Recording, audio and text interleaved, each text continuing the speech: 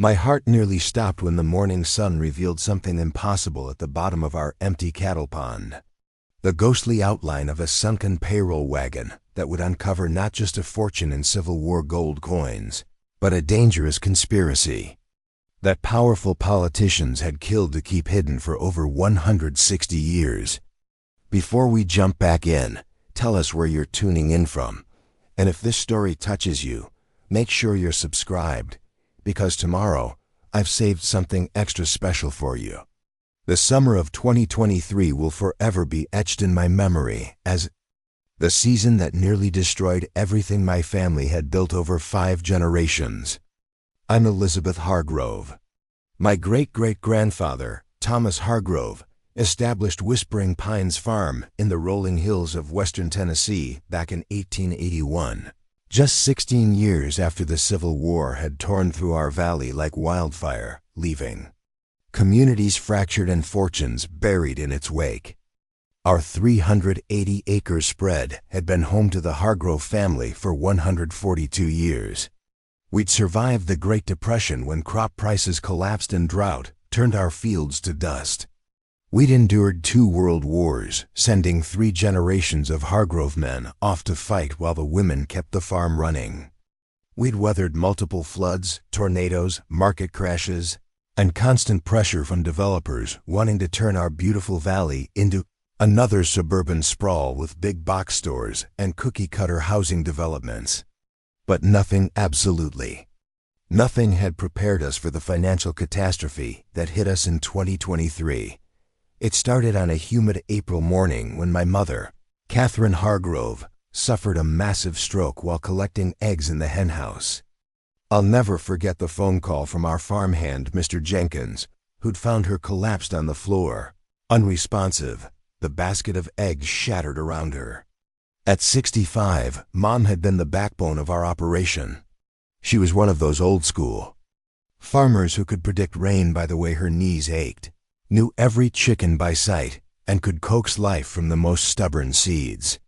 She managed our livestock, kept our ancient equipment running through sheer force of will, and handled the business side of farming that I'd never fully mastered despite growing up on the land.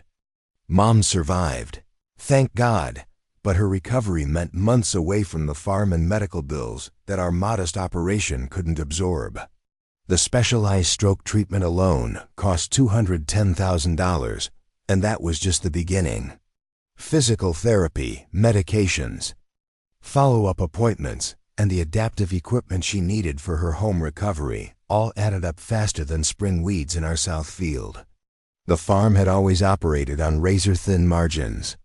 We weren't one of those massive corporate operations you see in the Midwest with thousands of acres and GPS-guided equipment. We were what folks call a heritage farm, a working family operation that stayed profitable through careful management, hard work, and an intimate knowledge of our land passed down through generations. My great-great-grandfather Thomas had started with just 60 acres and a handful of dairy cows.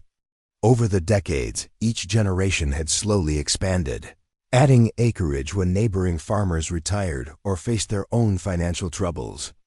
By the time my grandfather William took over in the 1960s, we had grown to 250 acres. My mother, Catherine, had added another 130 acres in the early 1990s, taking on debt that had taken her 15 years to pay off. Every acre of our land told a story. North Meadow, where we grew our best corn, had been added in 1968 when old Harold Peterson decided farming wasn't for his sons and sold out.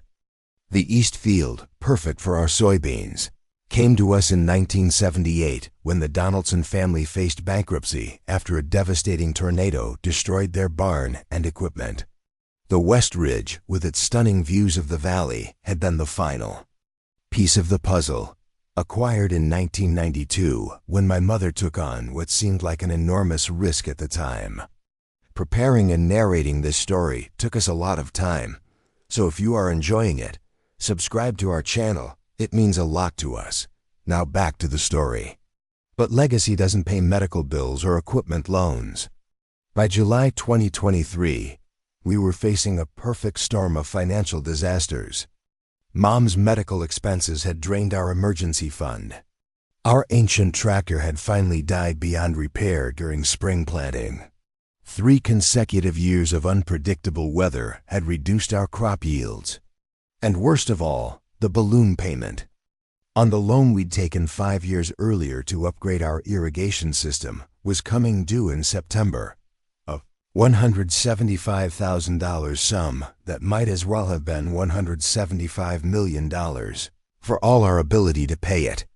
I sat at our scarred kitchen table, the same table where 5 generations of Hargroves had made their farm decisions, staring at spreadsheets that all told the same grim story. Without a miracle, Whispering Pines Farm would be sold at auction. Before Christmas, James reached across the table and squeezed my hand. His touch was warm and familiar, a comfort I'd relied on through 12 years of marriage. Then we need a miracle, Liz, because I've run the numbers a dozen times. Without selling part of the land, we don't have enough collateral for a loan extension. And even if we could get an extension, we'd still need to replace the tractor and cover your mom's ongoing medical expenses. He pulled out a fresh spreadsheet, one I'd seen too many times already. Look, if we sell just the West Ridge to Evergreen Development, 100 acres, we could pay off the balloon payment and have enough left over to replace the equipment. We'd still have 280 acres, which is plenty for a smaller operation. I studied the numbers, but my heart wasn't in it. The West Ridge wasn't just acreage. It was the most beautiful part of our property, with sweeping views of the valley and distant mountains. It was where I'd learned to ride horses as a girl, where I'd brought James on our first date, where we'd taught our kids to identify wildflowers and bird calls. Selling it felt like cutting off a limb. It was then that my younger sister Rachel called with news that would change everything, though not in the way any of us expected. Rachel had always been the smart one in the family. While I'd stayed on the farm after high school, learning the business from Mom, Rachel had gone to Vanderbilt for a degree in hydrology and then to graduate school at Colorado State. She'd worked for the Tennessee Department of Environment and Conservation for 9 years, specializing in groundwater management and aquifer systems throughout the Cumberland Plateau. At 32, Rachel was everything I wasn't scientifically minded, comfortable with technology, and able to see patterns in data that completely escaped me. But she also understood the farm in ways that her education had enhanced rather than replaced. She knew the land not just as a scientist, but as a Hargrove who'd grown up swimming in Hickory Creek Pond and helping with harvest seasons. When she arrived at the farm the next morning, her expression was grim. She climbed out of her state-issued pickup truck loaded with testing equipment, wearing her official Department of Environment and Conservation uniform and carrying a tablet thick with data. "Liz, I need to show you something," she said, leading me toward Hickory Creek Pond with her testing equipment. "I've been tracking the groundwater levels as part of a regional aquifer study. There's been a significant decline over the past 8 months. I think we might be looking at a geological shift that could affect the pond's long-term viability." We walked along the familiar path that led from our farmhouse to the pond, a route I'd traveled thousands of times over the years. The morning air was heavy with humidity, carrying the scent of honeysuckle and the earthy smell of the pond. Cicadas droned in the oak trees, and I could hear the gentle lapping of water against the shore. We stood at the edge of the water where my grandfather's wooden dock extended about 15 feet from shore. The dock was showing its age, the planks were weathered gray, and a few were starting to rot, but it was still structurally sound. I'd been meaning to replace some of the boards, but like everything else, dock maintenance had been pushed aside by more pressing concerns. The pond had always been roughly oval, about 180 feet across at its widest point, with depths reaching nearly 18 feet in the center where the natural spring bubbled up from underground limestone caverns. The water was usually clear enough to see the sandy bottom in the shallow areas near shore, and the schools of bass and bluegill, that generations of Hargroves had stocked. Rachel lowered her flow meter into the water near the spring source, a sophisticated electronic device that looked like a cross between a fishing pole and something from a science fiction movie. The spring itself was visible as a gentle upwelling in the center of the pond, a spot where the water moved differently, creating subtle ripples that radiated outward in perfect circles. After several minutes of measurements, she pulled the device up with a frown that deepened as she read the digital display. Flow rate is down 45% from last year's measurements. Liz, I think the earthquake we had in January might have shifted the underground channels. The spring might be in the process of relocating. I remembered that earthquake, a 4.2 magnitude tremor that had rattled windows in our farmhouse and spooked the livestock for a day or two. It hadn't seemed like a big deal at the time, just another minor seismic event in a region that experienced them occasionally. But apparently, even small earthquakes could have major consequences for underground water systems.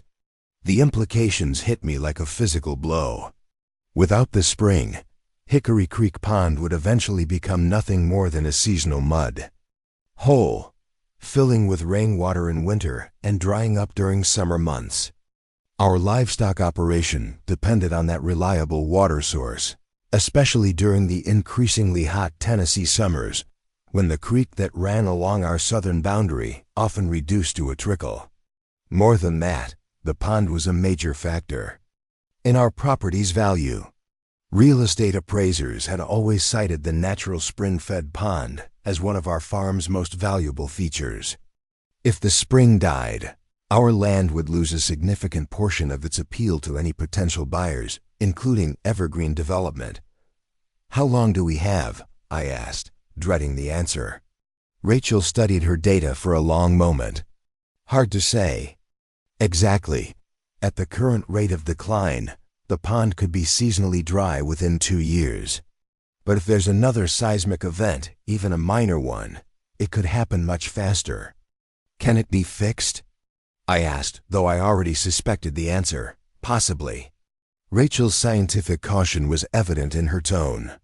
I'd need to do a complete geological survey to understand exactly what's happening with the underground channels.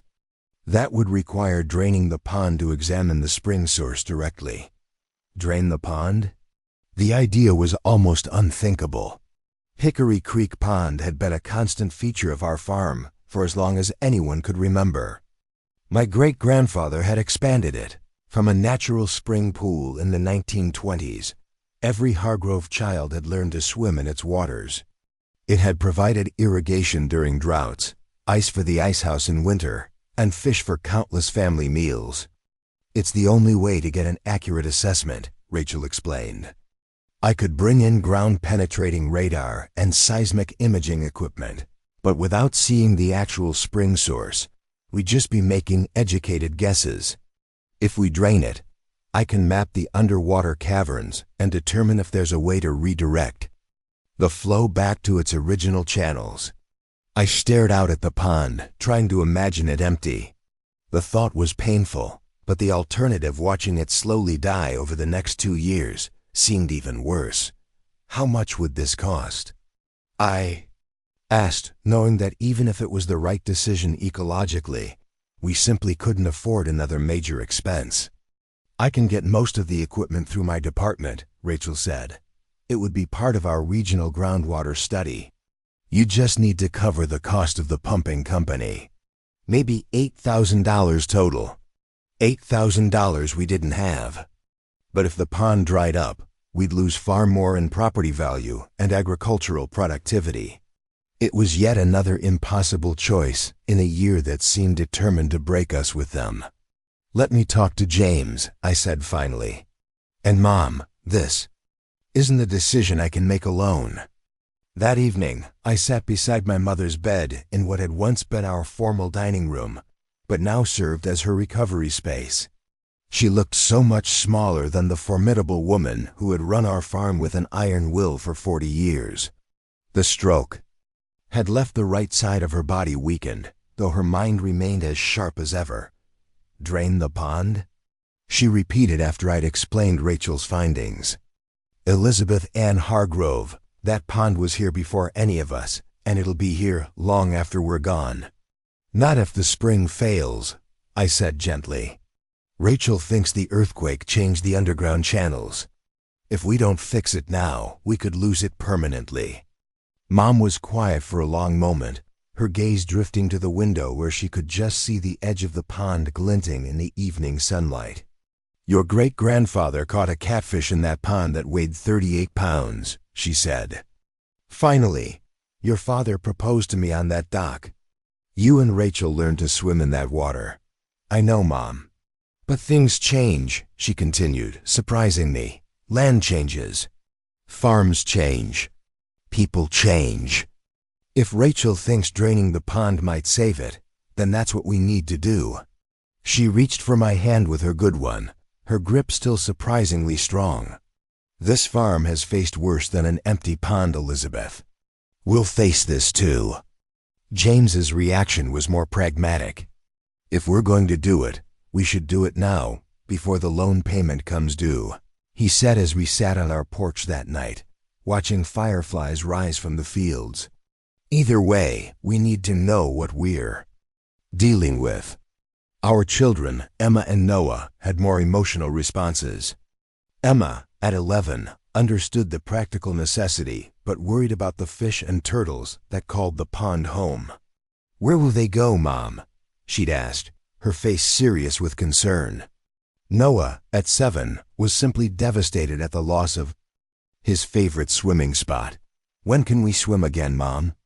He'd asked, lower lip trembling. I was gonna jump off the high part of the dock this summer. Soon, buddy, I'd promised, hoping it was true. And we'll make sure all the fish, turtles have somewhere safe to go while we fix their home. By the end of the week, we'd made our decision.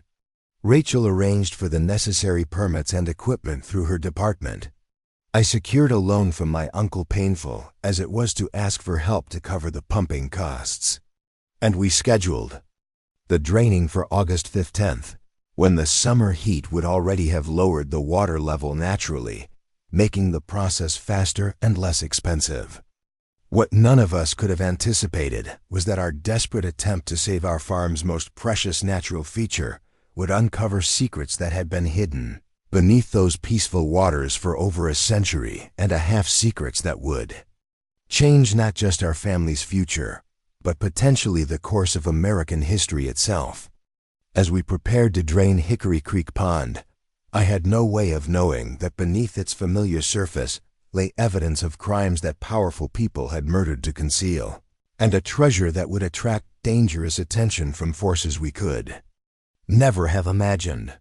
Our simple plan to repair a failing spring was about to plunge our family into the center of a mystery that had remained unsolved since the darkest days of the Civil War. The countdown to August 15th felt like waiting for both an execution and a rebirth. Every morning, I'd stand at my kitchen window, coffee in hand, watching the pond reflect the changing colors of the Tennessee sky, knowing that soon its surface would be gone, its depths exposed to sunlight for the first time in living memory. I found myself visiting it daily, saying a silent goodbye to its familiar shores, wondering what we would find beneath the water that had defined our farm for generations.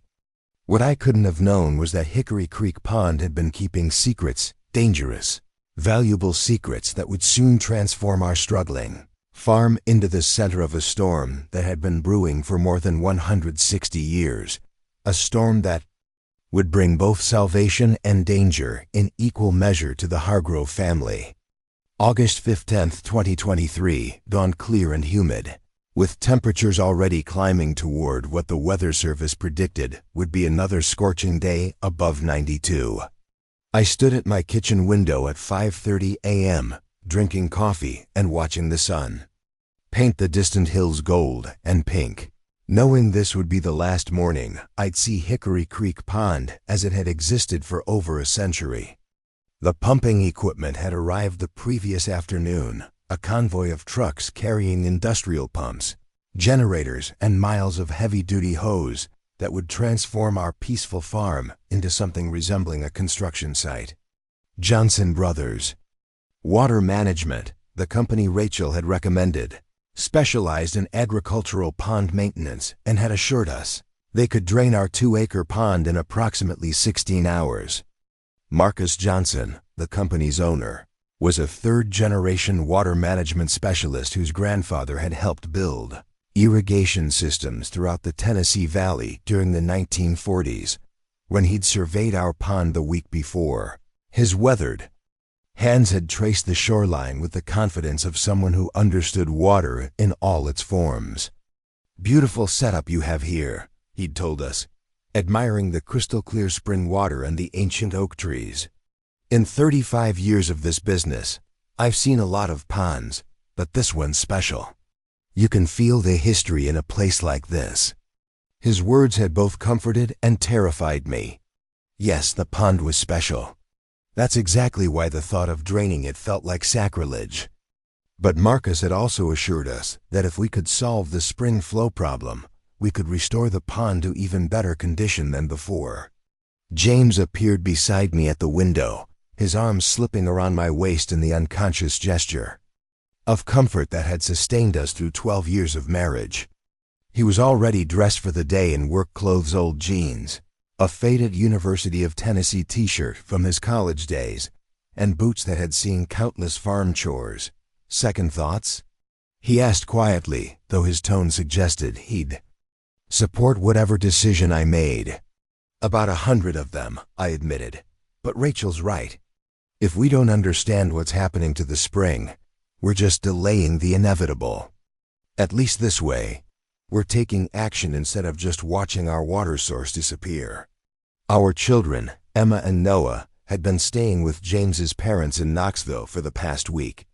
We decided it was better for them to be away during the draining process, partly to keep them safe around the heavy machinery, but mostly because we weren't sure how emotional this was going to be for James and me.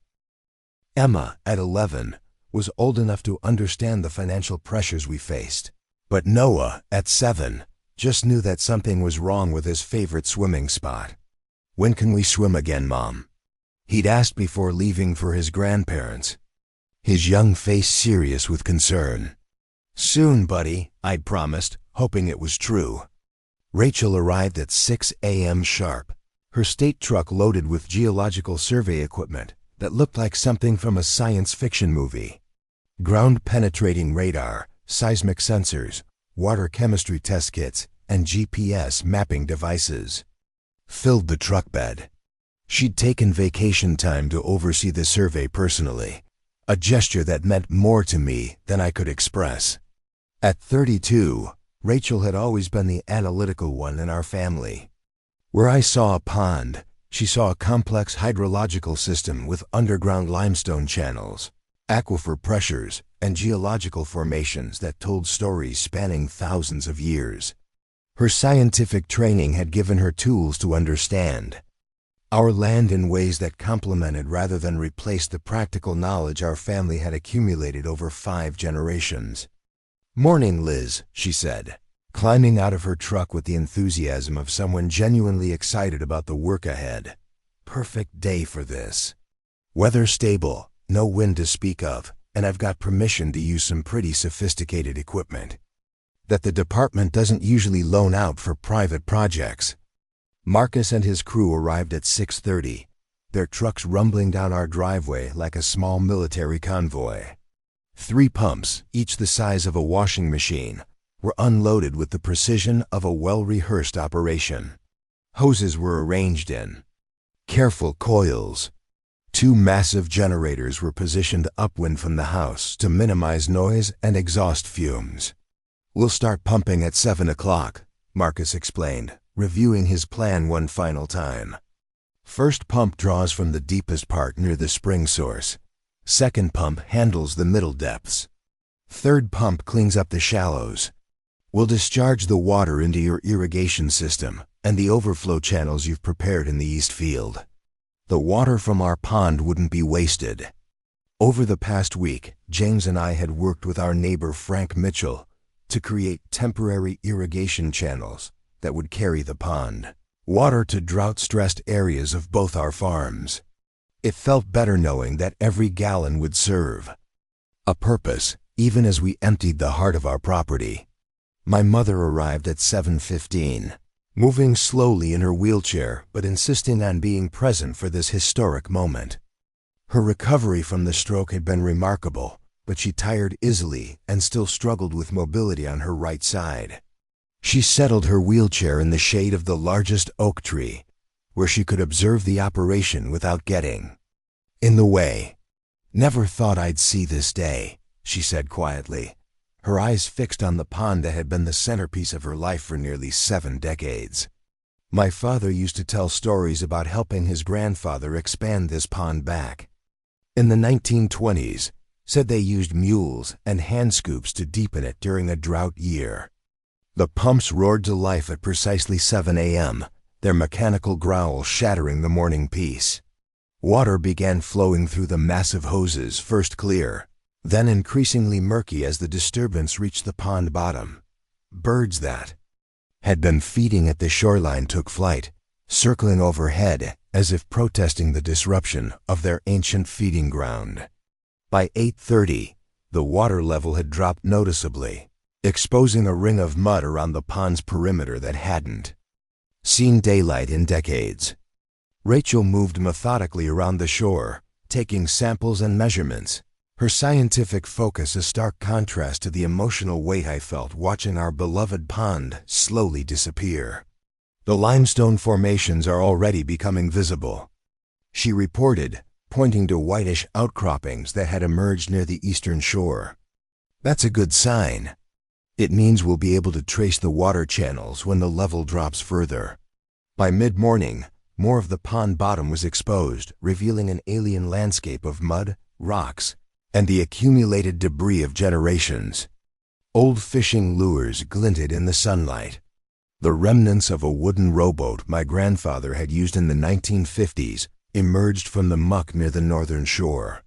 A collection of glass bottles, some potentially dating back a century, formed a small underwater graveyard where the creek had once entered the pond. Rachel carefully cataloged each emerging feature, photographing and mapping items that might have scientific or historical significance. "This is like reading the farm's diary," she said, examining a hand-forged metal hook that might have been used for fishing a century ago. "Every object tells us something about how the pond was used over time." By noon, the water level had dropped by nearly 6 feet, exposing roughly a third of the pond bottom. The pumps continued their relentless work, drawing down the water that had defined our family's land for generations. I found myself alternating between practical concerns monitoring the irrigation channels to ensure they weren't overflowing, and moments of unexpected emotion when familiar features of the pond emerged transformed by their exposure to air and sunlight. My mother watched the process with the stoic calm that had carried her through decades of farming challenges. "Land changes," she reminded me when I checked on her midday. "Our job is to change with it." It was around 2:00 p.m. when the first truly unexpected discovery emerged from the receding water. James was helping move one of the pumps to follow the dropping water level when he spotted something metallic glinting in the newly exposed mud about 30 feet from the eastern shore. "Liz, Rachel, come look at this," he called, pointing toward what appeared to be a metal box partially buried in the silt. We carefully picked our way across the slippery pond bottom to where James stood. The object was rectangular, approximately 2 feet long by 1 foot wide, its surface encrusted with decades of mineral deposits and pond muck. But beneath the grime, the unmistakable shape of a metal box was clearly visible. "Is that an old toolbox?" I asked, though it looked different from any farm equipment I'd ever seen. Rachel knelt beside the object, her scientific curiosity immediately engaged. "I don't think so," she said, carefully scraping away some of the mud with a small trowel from her survey kit. "The construction is older, and look at these metal bands and the lock mechanism. This looks more like a military case or a strongbox of some kind. Can we move it?" James asked. Rachel considered for a moment. Let's document its position first, she said, ever the scientist. She took multiple photographs, measured the box's location relative to several fixed points on shore, and made careful notes in her tablet. Now we can try to move it, but carefully. It might be fragile after being submerged for who knows how long. Working together, James and I slowly freed the box from its resting place while Rachel continued documenting the process. The box was surprisingly heavy, requiring both of us to lift it from the mud. We carried it carefully to the shore, where my mother waited with undisguised curiosity. "What in the world?" she said as we set the box on a tarp near her wheelchair. "That's not any farm equipment I've ever seen." "Probably just some old storage box," I said, though something about the object's construction suggested it was much more significant than random farm debris. "Dad, do you remember anything like this being in the pond?" My mother studied the box with interest, her weathered hands tracing its contours with the careful attention of someone who had worked with metal equipment for decades. "Never seen it before, but that doesn't mean much. This pond's been here longer than I have. Could be something my father or grandfather lost years ago." But her expression suggested she was as puzzled as we were. In 70 years of living on this farm, she'd never seen anything like this metal box. And if it had been farm equipment, why would it have been in the pond at all? We set the box aside and continued watching the water level drop. By 3 p.m., the pond was half empty, and more objects were becoming visible in the receding water. What appeared to be pieces of old wooden machinery, corroded metal fittings, and several more metal boxes of various sizes dotted the exposed pond bottom like artifacts in an archaeological dig. The wooden pieces were particularly intriguing. They weren't the rough-hewn lumber you'd expect from farm equipment, but carefully crafted pieces with joints and metalwork that suggested skilled craftsmanship. Some pieces showed evidence of paint or varnish that had somehow survived their underwater storage. "The water must have been oxygen-poor," Rachel explained, examining one of the wooden fragments. "It's protected by layers of sediment and the pond's consistent temperature." "There's definitely something unusual down there," Marcus observed during his lunch break, wiping sweat from his forehead as he surveyed the partially drained pond. "In my experience, this much old equipment usually means someone was using the pond for storage at some point. Maybe during one of the droughts when the water level was naturally low." His theory made sense from a practical standpoint. During severe droughts, the pond's water level would drop significantly, exposing large areas of the bottom. If someone had needed to hide valuable equipment or supplies, the pond would have provided an excellent, temporary storage facility that would be completely concealed when the water level returned to normal. But the sheer volume of material was puzzling. These weren't just a few pieces of equipment hastily hidden during an emergency. The objects appeared to be arranged in patterns that suggested systematic, deliberate placement, as if someone had carefully planned their underwater storage. Rachel's geological survey was producing increasingly interesting results. Her ground-penetrating radar had identified the underground limestone caves that fed the spring, and she was mapping their extent with the precision of an archaeologist. The cave system was larger than anyone had imagined, extending well beyond the boundaries of the pond itself. "Liz, look at this," she said, showing me a 3-dimensional image on her tablet that looked like something from a medical scan. The main cave system runs northeast for almost 250 yards, just like I predicted. But there are also smaller channels, running south and west. It's like an underground river system with multiple tributaries. The image was remarkable, a hidden world beneath our farm that none of us had ever suspected. The limestone caves formed an intricate network of channels and chambers, some large enough for a person to crawl through, others no bigger than drainage pipes. The spring that fed our pond was just one outlet of this extensive underground system. This explains why your spring has been so reliable over the years, Rachel continued. Even during severe droughts, this underground system would continue providing water. But the earthquake shifted some of the flow patterns, redirecting water that used to feed your pond toward other outlets. By 4 p.m., the water level had dropped to just 3 feet in the deepest areas, and the scope of what lay beneath our family pond was becoming clear. This wasn't just some old farm equipment that had accidentally fallen into the water. The objects were arranged in patterns that suggested deliberate placement, as if someone had used the pond as an underwater storage facility. Most intriguing was what appeared to be the outline of a large wooden structure near the deepest part of the pond, close to the spring source. As more water was pumped away, the structure's shape became increasingly distinct curved wooden beams that formed what looked like the framework of something much larger than farm equipment. The wooden structure was oriented lengthwise across the deepest part of the pond, positioned as if it had been carefully placed to take advantage of the maximum water depth or concealment.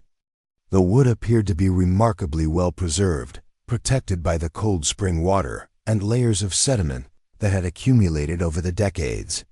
"Marcus, how much longer until we can walk on the bottom?" I asked, my curiosity about the mysterious structure overwhelming my patience. "Another 2 hours, maybe 3, he replied, checking the water flow through his pumps. "But we can start exploring the shallow areas now if you want. Just be careful. The mud can be deeper than it looks, and there might be more objects hidden beneath the sediment." James and I exchanged glances. We'd committed to this process for geological reasons, but the mysterious objects in our pond were creating a level of intrigue we hadn't anticipated. What had seemed like a straightforward geological survey was beginning to feel like an archaeological excavation. Rachel was equally fascinated. Her scientific training kicked into high gear as she documented every visible object with photographs and measurements. "This is unprecedented," she said, adjusting her camera settings to capture the underwater artifacts in the afternoon light. "I've surveyed dozens of natural ponds throughout Tennessee, and I've never seen anything like this level of human-made materials. Someone was definitely using this pond for long-term storage." She began taking water samples from around each visible object, testing for minerals and chemical signatures that might provide clues about when the materials had been submerged. "If I can analyze the sediment layers and water chemistry, I might be able to determine how long these objects have been underwater," she explained. As the afternoon wore on, the mysterious wooden structure continued to emerge from the receding water like some ancient beast rising from the depths. By 5 p.m., it was clear that we were looking at something much more significant than old farm equipment. The curved wooden beams formed a distinctive shape that sent a chill through me when I finally recognized what we were seeing. The structure was clearly the frame of some kind of vehicle, long and narrow, with curved supports that suggested wheels and a passenger compartment. The craftsmanship was evident even in its waterlogged state, with joinery techniques and metalwork that spoke of 19th century manufacturing. "Does that look like what I think it looks like?" I asked, pointing toward the now partially exposed structure. James studied it for a long moment, his expression shifting from curiosity to amazement. "Liz, that looks like... is that a wagon?" The word hung in the air between us, laden with implications that none of us had anticipated when we decided to drain our pond. A wagon in our pond meant this wasn't just old farm equipment or random debris. This was potentially a piece of Civil War history that had been hidden beneath our water for over 150 years. Rachel immediately focused her attention on the wooden structure, taking detailed photographs and measurements with the precision of a forensic investigator. "The dimensions are right," she confirmed after several minutes of careful examination. "Length approximately 10 feet, width about 5 feet. The curved wooden pieces could definitely be the framework of a 19th century military supply wagon." She pulled out a measuring tape and began documenting every visible detail. "The wheel mounts are here and here," she said, pointing to metal fittings partially buried in the sediment. "The cargo compartment would have been in this section, and what looks like the driver's seat area is at this end."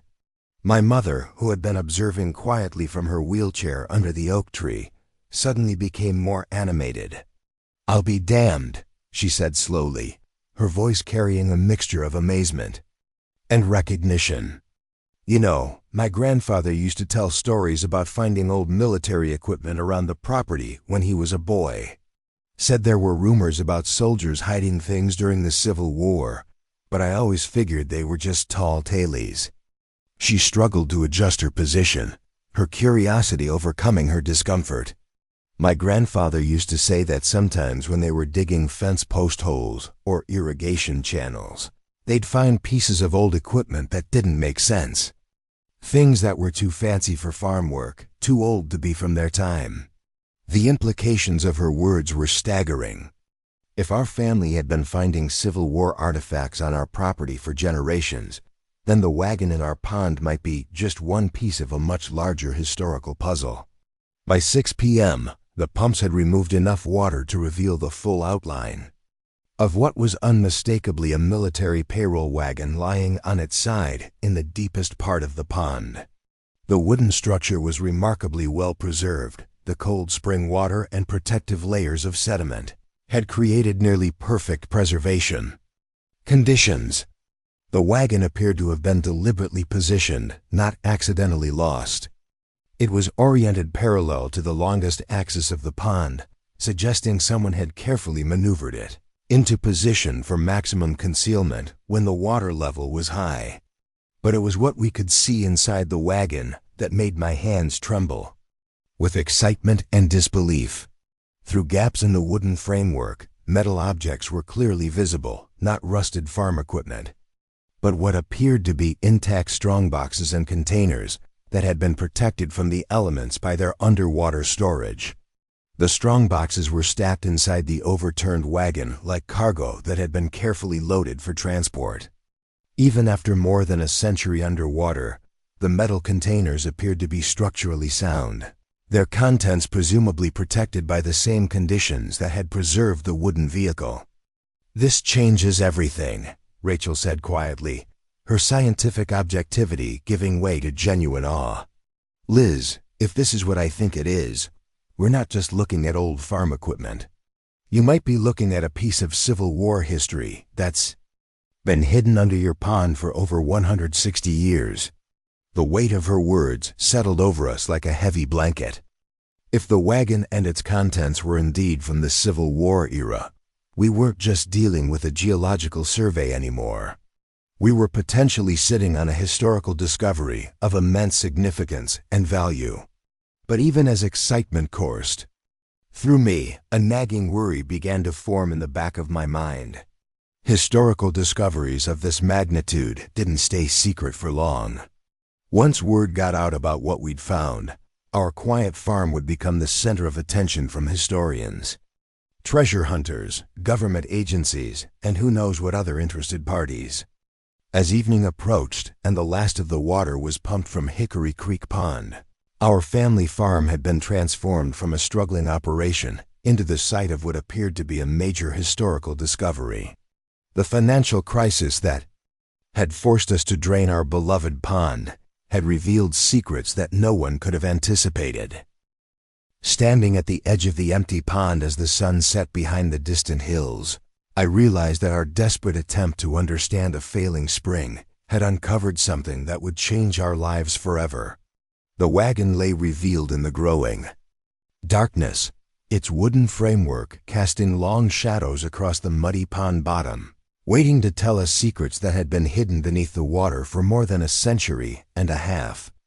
The morning of August 16th arrived with an unseasonable chill that seemed to mirror the uncertainty now hanging over our farm.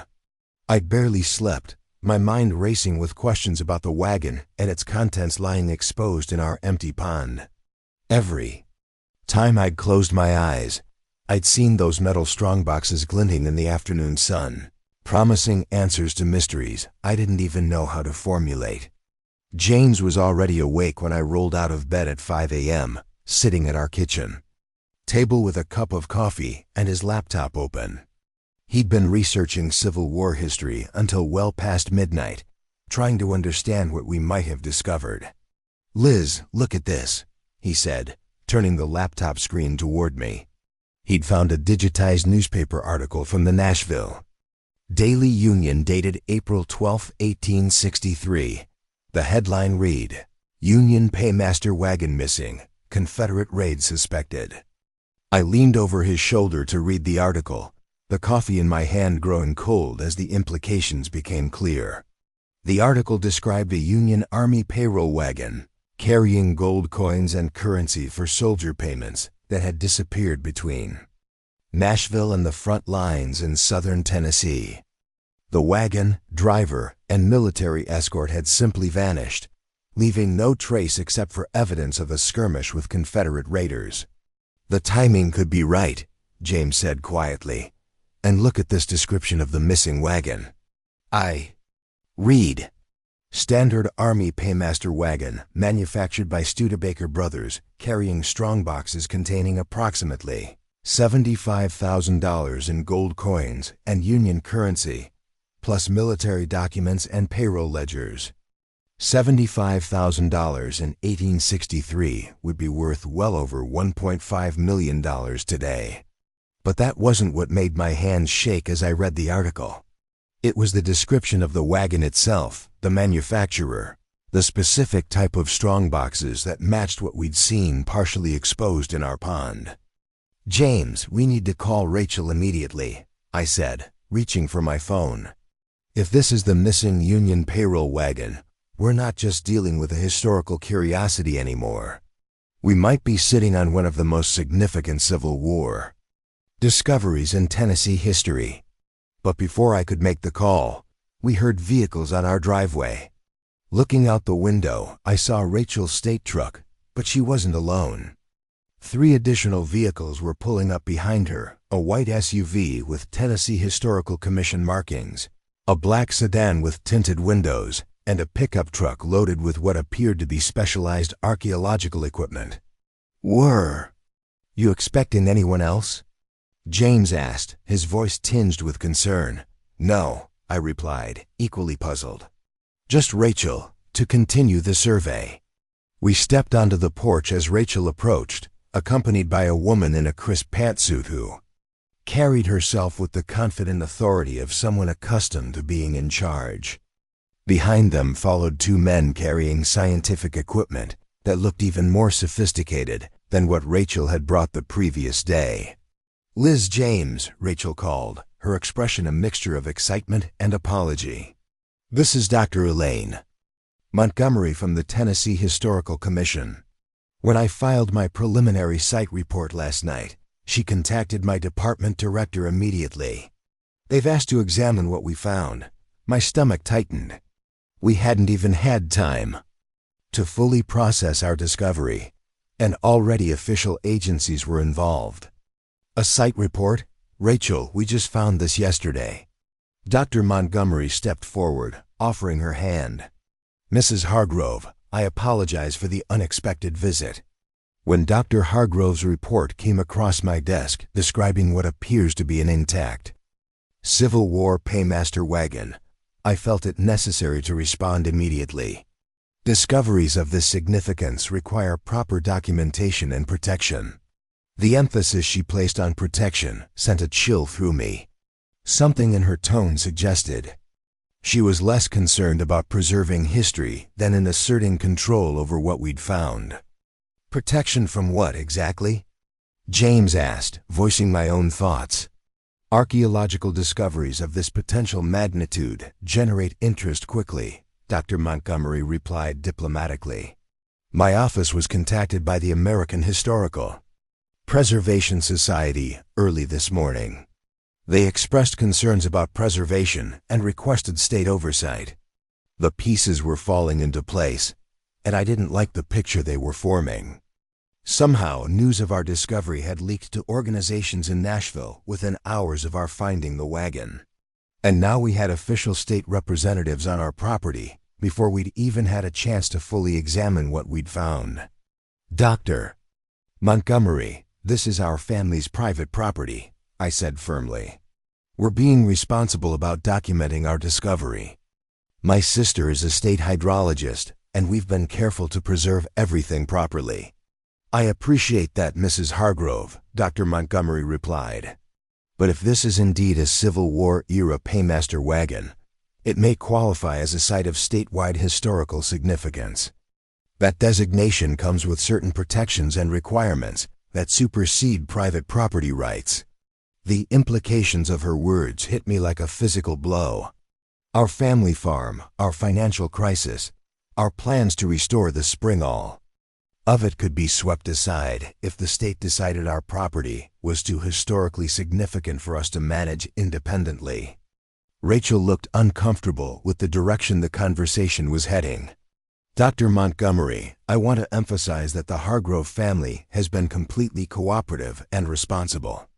They contacted me immediately when they realized the significance of their discovery." "Of course," Dr. Montgomery nodded. "I'm not suggesting any wrongdoing, but the state has protocols for situations like this. I need to conduct a preliminary assessment and file a report with the Archaeological Commission. Depending on what I find, we may need to implement protective measures." As we walked toward the empty pond, I caught Rachel's arm. "How did the Historical Preservation Society know to contact her office?" I whispered. Her expression was troubled. "I don't know, Liz. I haven't filed any official reports yet. This morning was supposed to be my initial assessment. Someone else had to have contacted them." The thought that someone had been watching our property or monitoring our activities was deeply unsettling. But who would have that kind of information network? And why would they be interested in our family farm? At the pond, Dr. Montgomery's professional demeanor shifted to genuine amazement as she saw the exposed wagon. She immediately began taking photographs and measurements, her documentation process far more extensive than Rachel's had been. "This is remarkable," she murmured, crouching beside the wooden framework. "The preservation is extraordinary.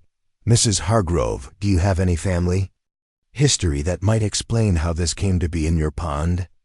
"Nothing specific," I replied. "My grandfather mentioned finding old military equipment occasionally, but nothing like this." Dr. Montgomery was particularly interested in the strong boxes visible inside the wagon. "These containers appear to be intact. If they contain original Civil War materials, this could be one of the most significant archaeological finds in Tennessee in decades." She turned to face me directly. "Mrs. Hargrove, I need to be clear about the legal situation. If preliminary examination confirms this is a historically significant site, the State Archaeological Commission has the authority to place it under protective designation. That would mean restricted access while proper excavation and documentation are completed." "How long would that take?" James asked. "Depending on the scope of the find, anywhere from 6 months to 2 years, Dr. Montgomery replied. "But the Commission also provides compensation for private property owners whose land is designated for archaeological research. 2 years a timeline that could destroy our farm operations and guarantee we'd lose the property to foreclosure. Even with state compensation, we couldn't survive having our land tied up in archaeological bureaucracy for that long." As Dr. Montgomery continued her examination, Marcus Johnson arrived to check on his pumping equipment. But instead of his usual crew, he was accompanied by his daughter, Sophia, a recent college graduate who worked part-time for the family business. "Mrs. Hargrove," Marcus said quietly, pulling me aside. "Sophia, tell her what you told me." The young woman looked nervous but determined. "Ma'am, last night after we left, I was telling my boyfriend about the wagon we found in your pond. He posted about it on social media, just a tweet saying his girlfriend had found something cool at work." My heart sank. Social media. In the age of instant communication, our secret had been broadcast to the world before we'd even understood what we'd discovered. "Within an hour," Sophia continued, He had messages from people asking for details, wanting to know the exact location. Some of them seemed really serious, like they knew a lot about historical artifacts. One guy even offered him money for more information. "What kind of information?" Rachel asked, overhearing the conversation. "GPS coordinates, photos, whether we'd found anything inside the wagon." He said he was a collector, and this kind of discovery was extremely valuable to the right people. The situation was spiraling out of control faster than I could process. Our family's private discovery had become public knowledge, attracting attention from state agencies, historical societies, and now apparently private collectors willing to pay for information. Dr. Montgomery, who had been listening while continuing her documentation, looked up with concern. "Mrs. Hargrove, this is exactly why state oversight is necessary. Significant archaeological sites often attract unwanted attention from treasure hunters and private collectors. Without proper protection, artifacts can be damaged or stolen." But her words felt more like a threat than reassurance. Protection seemed to mean losing control of our own property and potentially watching our farm fail while bureaucrats decided what to do with our discovery. Around midday, the situation became even more complicated when a convoy of vehicles arrived at our farm, 3 black SUVs with tinted windows, followed by a white panel van marked Caldwell Historical Consulting. The lit SUV discharged a woman in an expensive business suit who carried herself with the confidence of someone accustomed to getting what she wanted.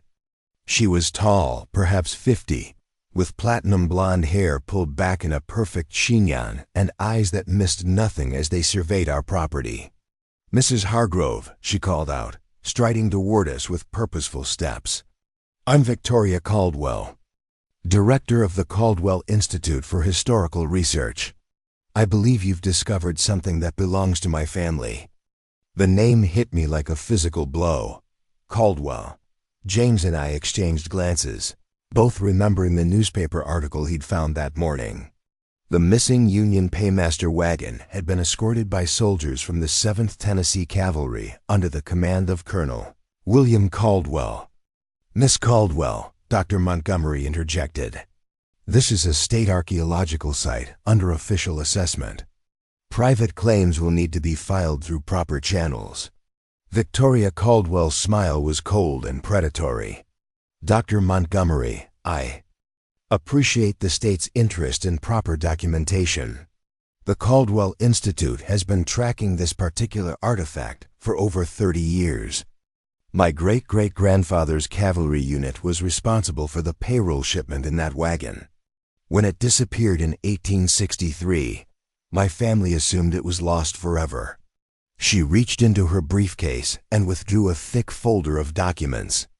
Original military orders, family correspondence, all documenting the Caldwell family's connection to the contents of that wagon.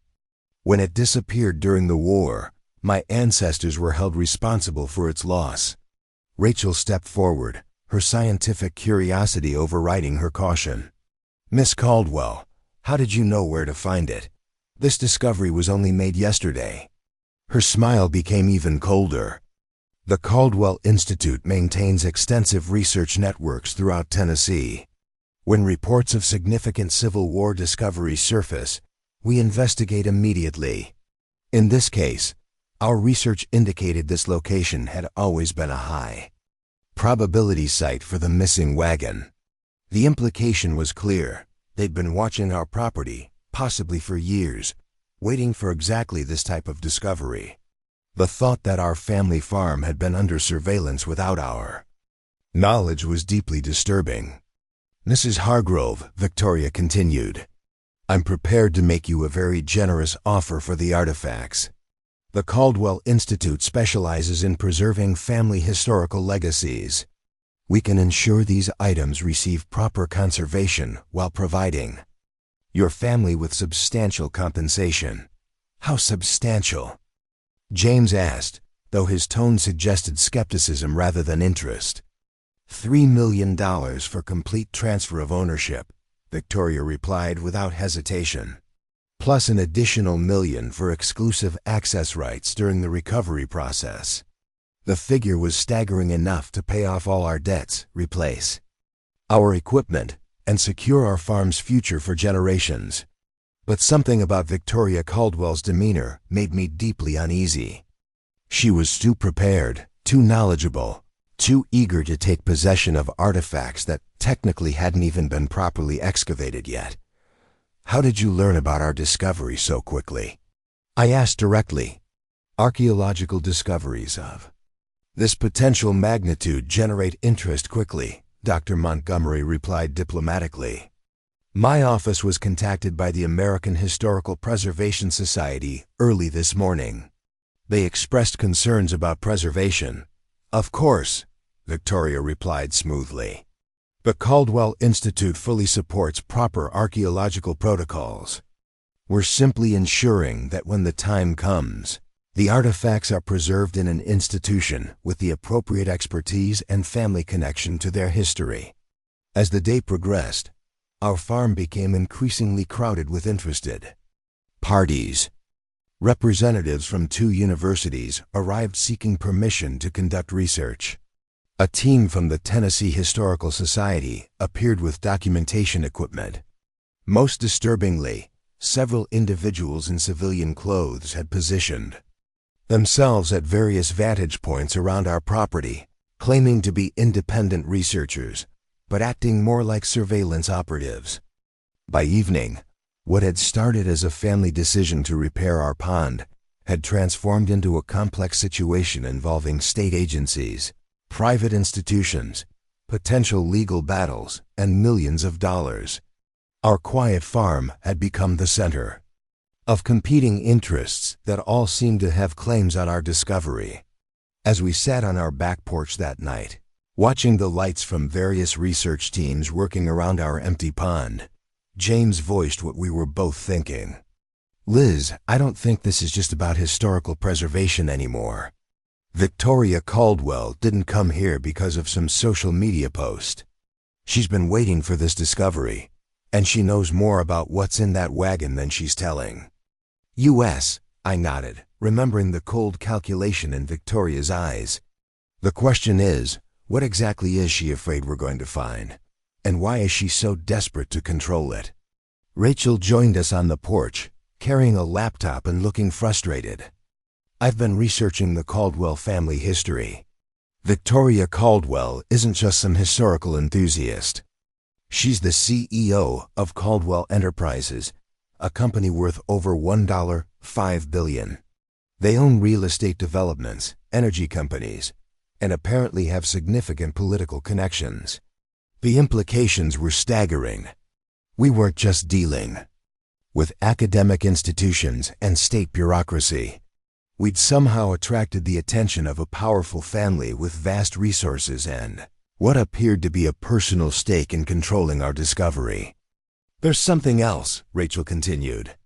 "I found references to other archaeological acquisitions by the Caldwell Institute.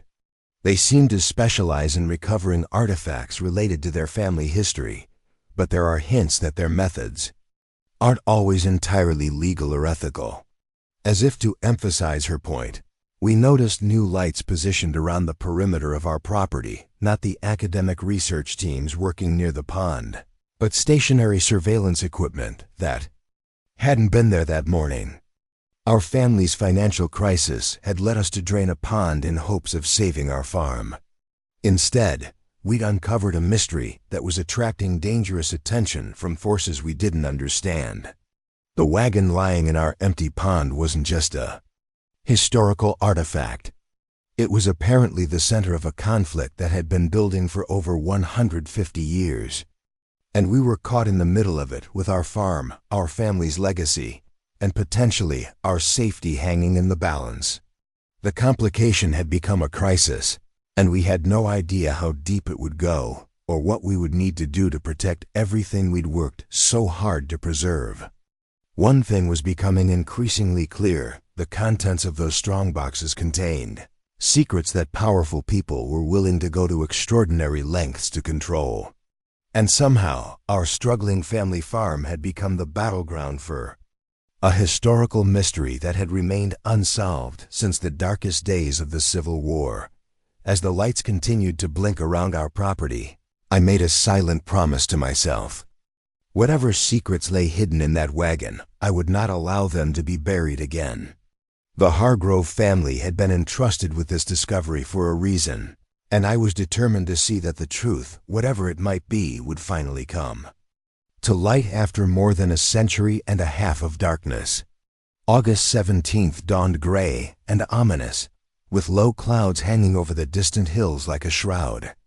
I'd spent most of the night awake, listening to the sounds of activity around our property, as various research teams continued their work under floodlights.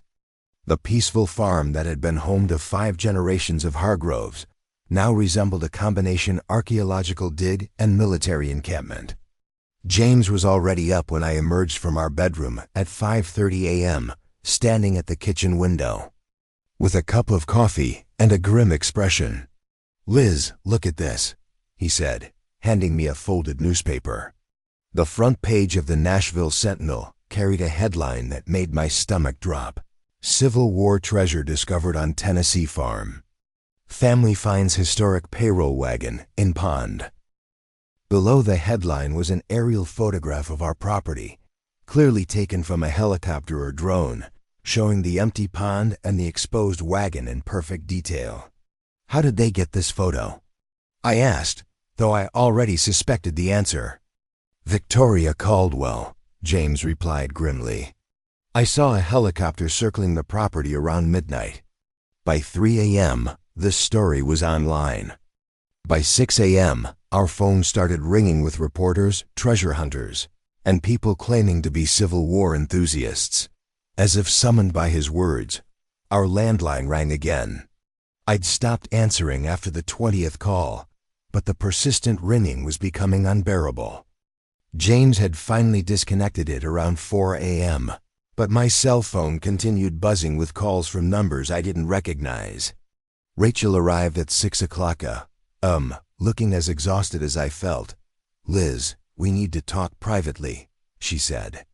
Her expression was more serious than I'd ever seen it, and she kept glancing around as if she expected to be overheard. We walked to the old tobacco barn, far enough from the house and the pond to avoid the various researchers and technicians who were already beginning their morning activities. Rachel pulled out her cell phone and showed me a series of text messages. "I've been getting these since 2 a.m., she said. "All from numbers I don't recognize, but they know things about me, about my work with the state, about our family." The messages were brief but chilling. "Your sister should be careful about what she digs up. Some family secrets are worth more than money. The Caldwell family protects what belongs to them. Consider this friendly advice. Sell now while you still can." My hands tightened into fists as I read the implied threats. "Rachel, have you reported these to the police?" "That's the problem," she replied, running her hand through her hair in frustration. "I called Sheriff Davis this morning. He told me that his department received a call from the FBI last night, instructing them not to interfere with ongoing federal investigation activities at our farm." The words hit me like ice water. Federal investigation? What federal investigation? "Nobody will tell me," Rachel said. "But Liz, there are unmarked vehicles positioned at every access point to our property. When I tried to leave this morning to get coffee in town, I was politely but firmly asked to remain on the farm for my own safety. The implications were staggering. Somehow, our family's discovery had triggered federal law enforcement involvement. Within 48 hours, we weren't just dealing with academic institutions and private collectors anymore. We were apparently at the center of something that the government considered a matter of national security. "There's something else," Rachel continued, lowering her voice even further. "I managed to do some more research last night before they restricted our internet access.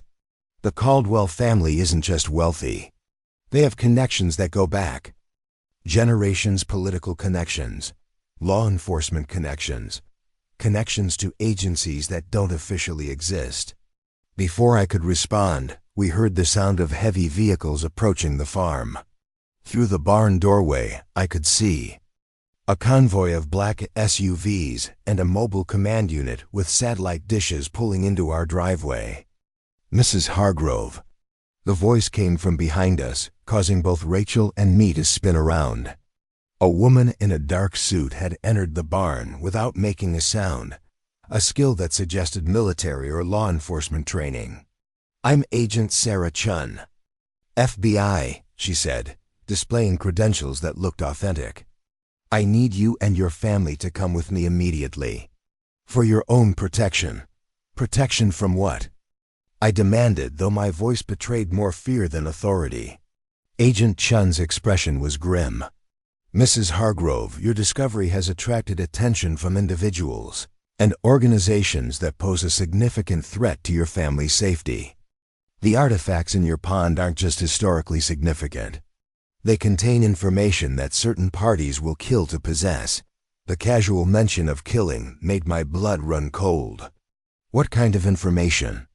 "I can't discuss operational details, but I can tell you that the missing wagon you've discovered was carrying more than gold.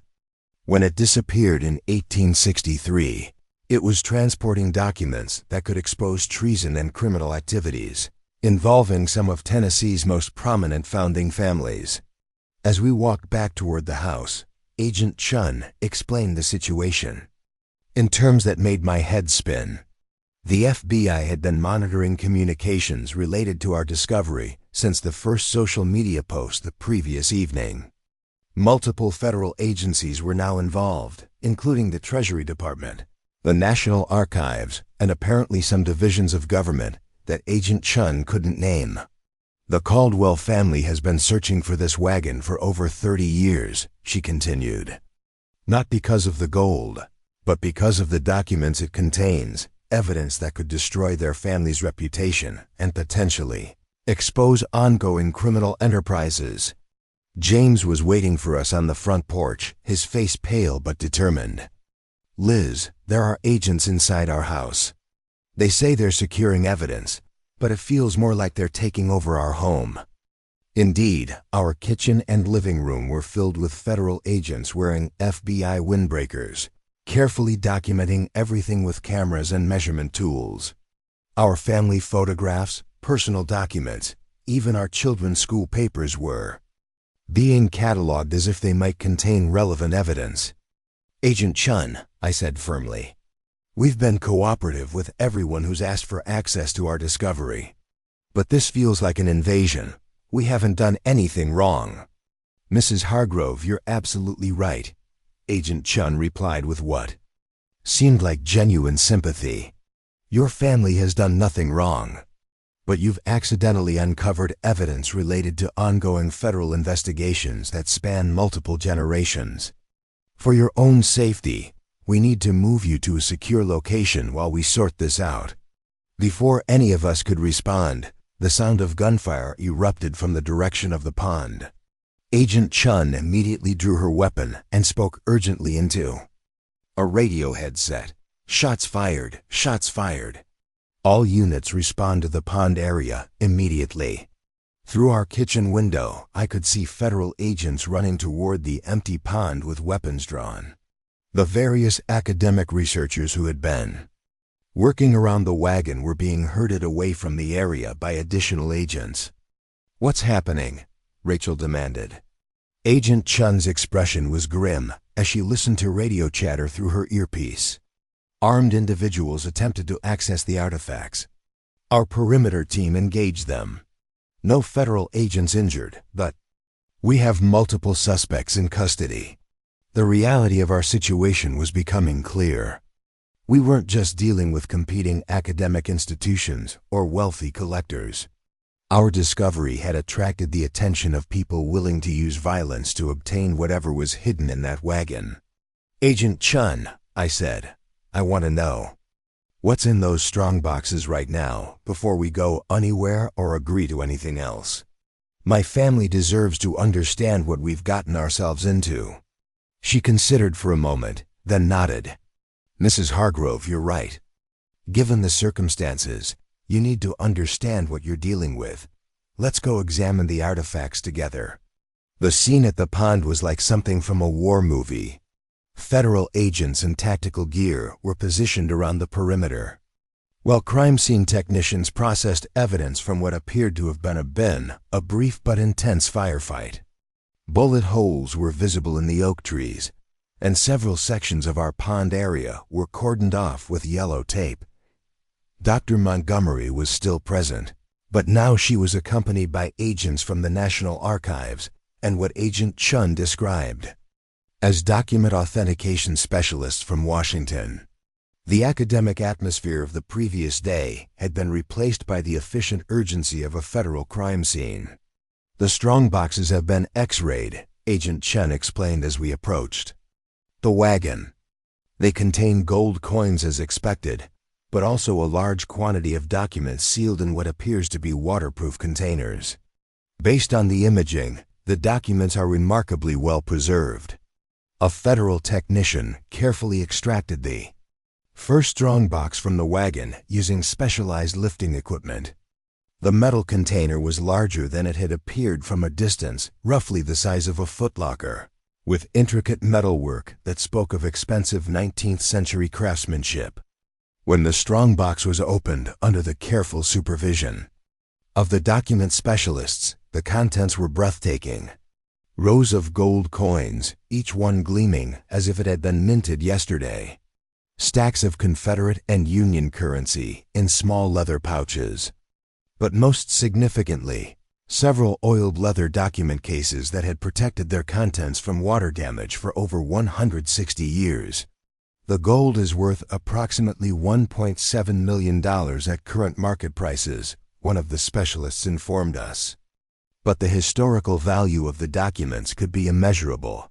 As the first document case was carefully opened, I caught a glimpse of handwritten papers covered in elegant 19th century script, military orders, contracts, correspondence, bearing official seals and signatures that suggested government or high-level military involvement. The third had died in the exchange of gunfire. All were connected to a private security firm that federal investigators discovered had been eliminating interests for decades.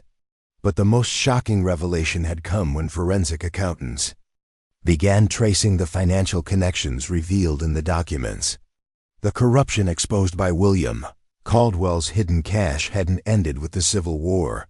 It had evolved into a sophisticated criminal enterprise that had influenced Tennessee politics and business for over 150 years. The Caldwell family has been operating essentially as an organized crime syndicate disguised as a legitimate business empire. FBI Director Patricia Walsh had explained during a press conference that made international news. Evidence suggests they've been involved in murder, fraud, political corruption, environmental crimes, and witness intimidation spanning multiple generations. The legal implications were staggering. Over 200,000 acres of Tennessee, land currently owned by Caldwell Enterprises and their subsidiary companies, were found to be based on fraudulent original grants. The state of Tennessee filed suit to recover the illegally obtained property, while federal prosecutors prepared criminal cases against dozens of individuals connected to ongoing criminal activities. The media attention had been overwhelming. Our story had captured international interest, not just because of the treasure, but because of its implications for American history and ongoing justice. Historians were calling it the most significant discovery of Civil War espionage ever uncovered, while legal experts debated the precedent it set for challenging property titles based on historical fraud. I had handled the media circus with remarkable grace, giving carefully prepared statements that focused on our family's commitment to seeing justice served rather than on our personal experience. We never set out to uncover a criminal conspiracy. I'd told 60 Minutes during a segment that won a Peabody Award. We just wanted to save our farm. But when you discover evidence of crimes that have hurt people for generations, you have a responsibility to make sure the truth comes out. The personal cost had been significant. For 3 months, our family had lived under federal protection, unable to return to our farm while the investigation unfolded. Emma and Noah had been enrolled in temporary schools under assumed names, a situation that had been particularly difficult for 7-year-old Noah, who didn't understand why he couldn't tell his new friends about his real home. "When can we swim?" "Again, Mom?" had become his constant refrain, a question that broke my heart every time because I couldn't give him an answer. But the most difficult aspect had been watching our farm from a distance, knowing that the federal investigation was dismantling and examining every aspect of our family's life while we waited to learn whether we'd ever be able to return home safely.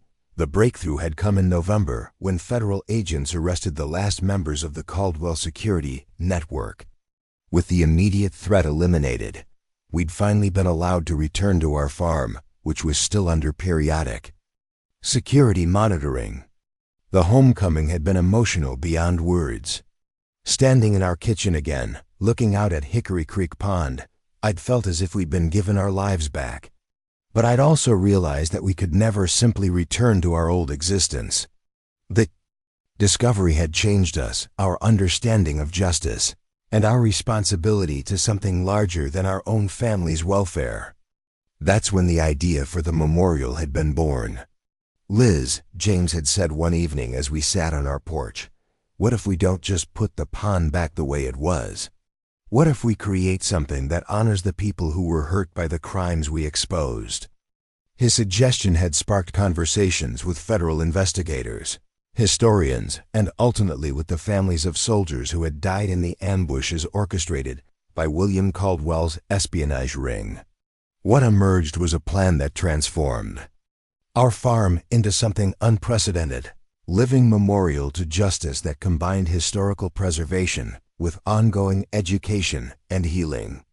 The Hickory Creek Justice Memorial had been designed by a team of architects, historians, and landscape artists working in consultation with descendants of Union soldiers who had been the victims of Caldwell's treachery. The memorial preserved the wagon in its original location beneath the pond, accessible through an underwater viewing chamber that allowed visitors to see the artifact in its natural context. But the memorial was more than just a display of historical artifacts. It included a research center dedicated to investigating historical and ongoing corruption, educational programs for schools and universities, and support services for families affected by political and corporate crimes. The federal government had provided significant funding for the memorial, as had the state of Tennessee and dozens of private donors who were moved by the story of justice delayed but not denied. Most surprisingly, several of the Tennessee families, whose ancestral wealth had been traced to the same corruption, had voluntarily contributed millions of dollars to support victim compensation and historical education programs.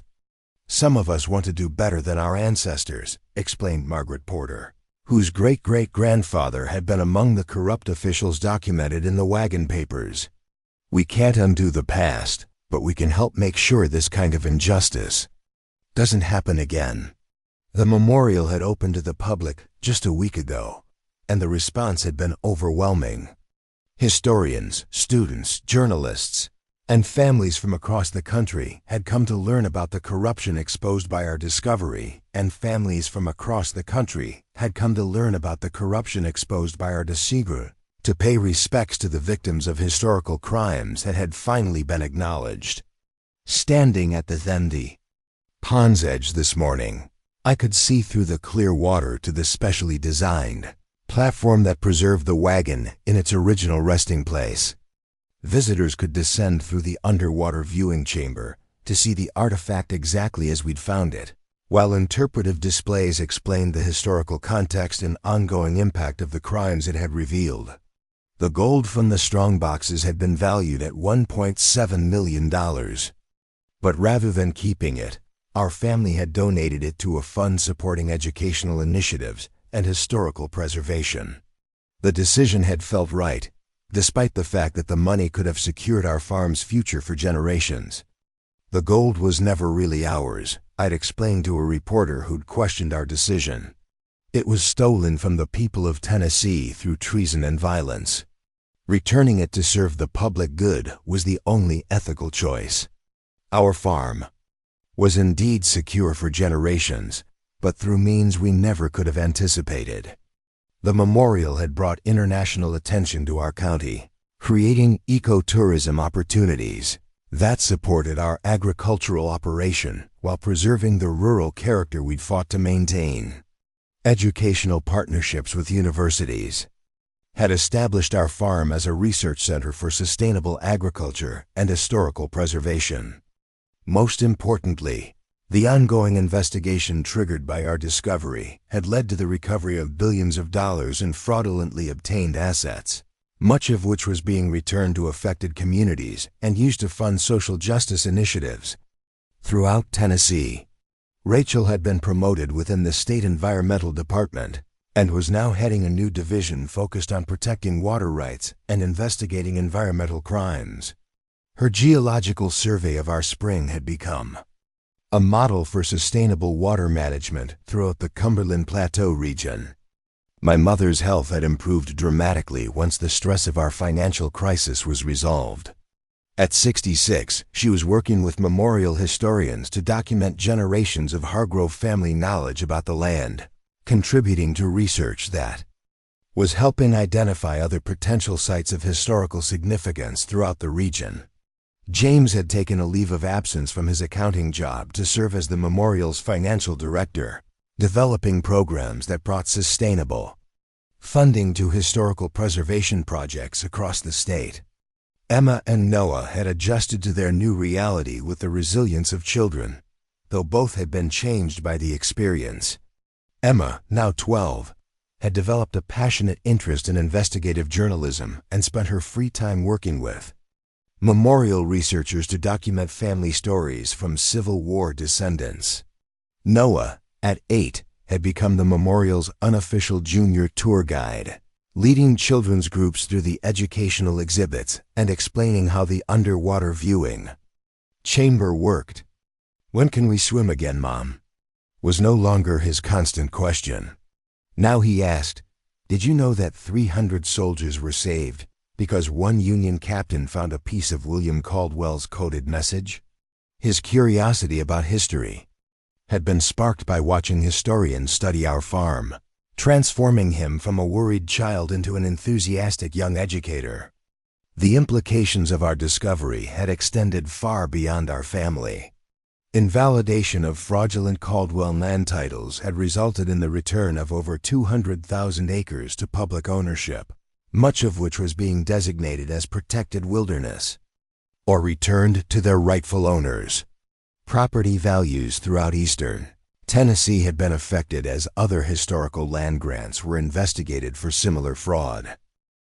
Legal precedents set by the Caldwell case had triggered investigations into historical corruption in other southern states, with potential implications for millions of acres of land whose ownership had been assumed to be legitimate for over a century. Your family's courage in coming forward with this evidence has changed American history, Federal Prosecutor Janet Martinez had told us. "We're not just prosecuting criminals. We're correcting historical injustices and providing closure for families who have waited generations for acknowledgement of crimes committed against their ancestors." Victoria Caldwell herself had been sentenced to life in prison without possibility of parole, convicted on charges that included conspiracy to commit murder, racketeering, witness intimidation, and destruction of federal evidence.